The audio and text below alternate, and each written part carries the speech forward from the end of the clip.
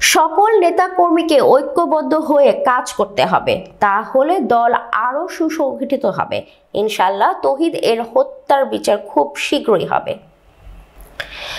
শুক্রবার সন্ধ্যায় ৩১ দফা বাস্তবায়নের লক্ষ্যে সোনাইমুড়ি ১০ নং আমিশাপাড়া ইউনিয়ন বিএনপির অঙ্গ ও সহযোগী সংগঠনের আয়োজনে বিশাল জনসভা অনুষ্ঠানে প্রধান অতিথি বক্তব্যে বিএনপির চেয়ারপারসনের উপদেষ্টা ও বাংলাদেশ সুপ্রিম কোর্ট বার অ্যাসোসিয়েশনের সভাপতি সিঙ্গাপুরুষ ব্যারিস্টার এম মাহবুব উদ্দিন খোকন এইসব কথা বলেন।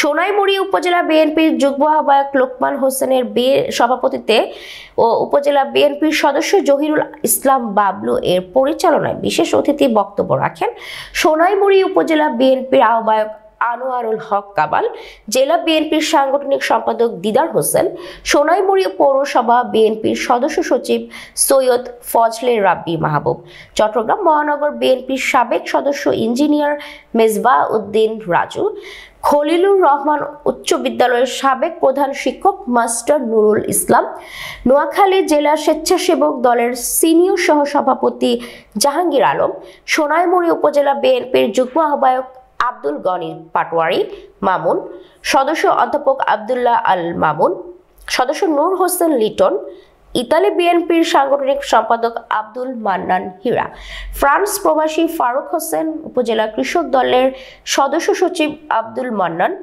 যুগ্ম আহ্বায়ক শেখ মানিক, জেলা ছাত্র দলের সাবেক সাংগঠনিক সম্পাদক আজিজুল হক আজিজ, মায়া মেম্বার সহ অনেকেই। অনুষ্ঠানের শুরুতে সুইজারল্যান্ড বিএনপির সাধারণ সম্পাদক নজরুল ইসলাম উজ্জ্বল প্রধান অতিথি ব্যারিস্টার এম মাহবুব উদ্দিন খোকনকে ফুল দিয়ে শুভেচ্ছা জানান। হত্যার বদলা নেওয়ার জন্য, মামলা করার জন্য শক্ত অবস্থান নিয়েছিলেন। রাজনীতি করেছি পুলিশ পাহারা, আর এখানে আপনারা রাজনীতি করেছেন পুলিশের সামনে।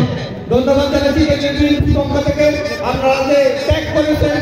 এলাকার রাজনীতিকে স্তব্ধ করতে চেয়েছিল, কিন্তু তাদের সেই দাঙ্গা ছিল ব্যারিস্টার মাহবুবউদ্দিন খোকন ভাইয়ের নেতৃত্বে, সেই দিকে বাবলু ভাইয়ের নেতৃত্বে এই আমিষপাড়া আবারও ঘুরে দাঁড়িয়েছে।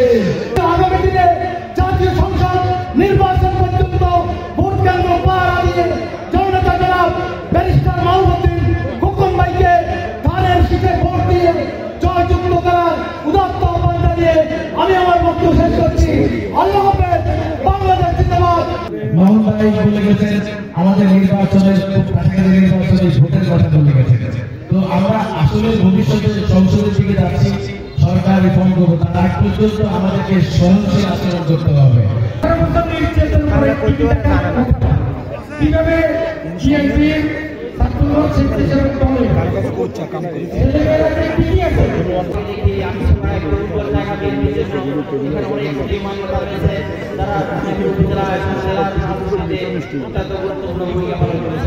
আমাদের আত্মার সম্পর্ক ছিল, যাকে সেদিন থেকে আমার সামনে থেকে সেদিন দড়ি নিয়ে এসছে এবং পরবর্তীতে ক্রস ফায়ার দেওয়া হয়েছে। এই ক্রস ফায়ার হতো ছিল এই কিংবদন্তের আওয়ামী লীগ ওই যারা এদেশে অর্থ করেছে। যখনই পোস্টারে নাম ব্যবহার করব তখনই বাংলাদেশ জাতীয়তাবাদী দলের সিংহ পুরুষ হিসাবে ব্যারিস্টার মাহবুবউদ্দিন খোকন ভাইকে অ্যাড্রেসিং করব। এর সাথে জনগণের সাথে যে সম্পর্ক, এই সম্পর্কের মাঝখানে আমার নেতৃবৃন্দ হচ্ছে একটা ব্রিজ, একটা কালভার্ট।